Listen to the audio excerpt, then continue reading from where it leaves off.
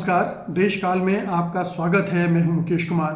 दोस्तों, चंडीगढ़ के मेयर का चुनाव बहुत ही विचलित करने वाला है। विचलित करने वाला इसलिए है कि उसे जिस तरह से बीजेपी ने जीता है वो सिवाय छल कपट और धांधली के कुछ नहीं कहा जा सकता है। चंडीगढ़ मेयर के चुनाव में बहुत साफ साफ वोटों का अंतर था।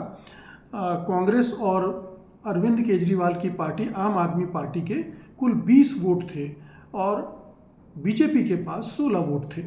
अब इसमें कहीं कोई संदेह की गुंजाइश नहीं थी कि जो इंडिया गठबंधन के दो घटक हैं जो मिलकर लड़ रहे थे उनकी जीत तय थी। लेकिन चुनाव अधिकारी अनिल मसीह ने गिनती के दौरान आम आदमी पार्टी और कांग्रेस के 8 वोटों को खारिज कर दिया, निरस्त कर दिया और बीजेपी के उम्मीदवार मनोज सोनकर को जिता दिया। अब ये मामला कोर्ट में पहुंच गया है। जो कुलदीप कुमार हैं, जो कांग्रेस के प्रत्याशी थे, जिसको अरविंद केजरीवाल की पार्टी ने समर्थन दिया था, वो कोर्ट पहुंच गए हैं और उन्होंने मांग की है कि इस पूरे चुनाव को रद्द किया जाए और नए सिरे से चुनाव किए जाएं, क्योंकि चुनाव अधिकारी ने धांधली की है। अब एक शहर के मेयर का छोटा सा चुनाव, और वो भी साफ सुथरा ना हो, जहाँ पर कुल 35-36 वोट डालने वाले हों, अगर उसे भी साफ सुथरा ढंग से न किया जा सके और बीजेपी और उसके समर्थक या उसके जो अधिकारी हैं, चुनाव अधिकारी, उनका इस्तेमाल करके इस चुनाव को जीत लें, ये बड़ी शर्मनाक बात है भारतीय चुनाव व्यवस्था को लेकर। ये शर्मनाक उस पार्टी के लिए है जो इस देश की सबसे बड़ी पार्टी है, जो अपने को दुनिया की सबसे बड़ी पार्टी कहती है और चुनाव जीतने के लिए इतने निचले स्तर तक उतर आती है। ये चुनाव बेहद महत्वपूर्ण इसलिए माना जा रहा था कि पहली बार इंडिया गठबंधन के 2 घटक आपस में मिलकर बीजेपी का मुकाबला कर रहे थे। पहली बार अरविंद केजरीवाल और कांग्रेस पार्टी के बीच सहमति बनी थी और उस सहमति के आधार पर दोनों चुनाव लड़ रहे थे और दोनों ही आश्वस्त थे कि ये चुनाव वो जीतेंगे और इस चुनाव के साथ ही एक मैसेज जाएगा कि इंडिया गठबंधन एक है और एकजुट होकर बीजेपी को परास्त कर सकता है। लेकिन बीजेपी को ये सहन नहीं था, ये मंजूर नहीं था और ये हार को छिपाने के लिए, इस हार को उसने जीत में बदलने के लिए गलत तरीकों का सहारा लिया। ये गलत तरीके अब जग जाहिर हैं। ऐसा तो किसी भी चुनाव में होते हमने नहीं देखा है कि 1/3 से ज़्यादा वोट चुनाव अधिकारी खारिज कर दे। मतलब टोटल 20 वोट में से लगभग आधे वोट, 8 वोट खारिज कर दिए गए और जो जीतने वाली पार्टी थी उसको हरा दिया गया।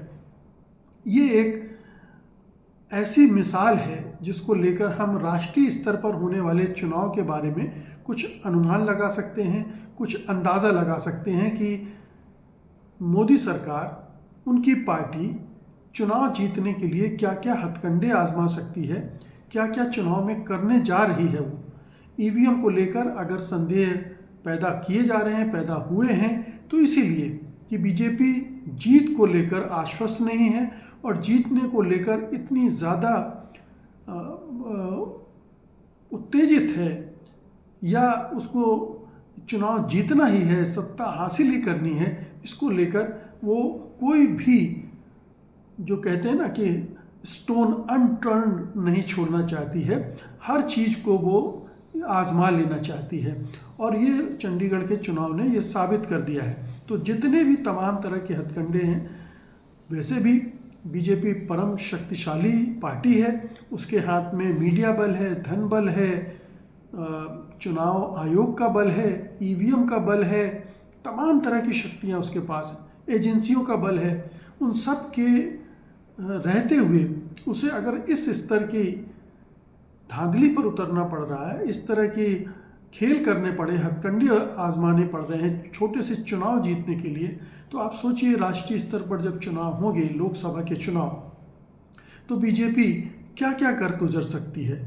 उसे अभी भी अपने ऊपर भरोसा नहीं है कि राम मंदिर उसने बनवा दिया है और उससे इतनी लहर उठेगी कि वो विपक्ष उसमें बह जाएगा, उस सुनामी में विपक्ष ठहर नहीं पाएगा।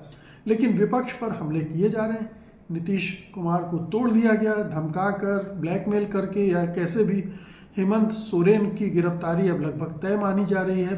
अरविंद केजरीवाल को कभी भी गिरफ्तार किया जा सकता है और बहुत सारे नेताओं की एक लंबी फहरिस्त घूम रही है, हिट लिस्ट है जो वो, कि इन नेताओं को एक एक करके गिरफ्तार करके देश भर में इंडिया गठबंधन को कमज़ोर किया जाएगा, ताकि बीजेपी आसानी से चुनाव जीत ले, उसे कोई कहीं से कोई चुनौती ना मिले, मुकाबला करने वाला कोई मैदान में हो ही ना।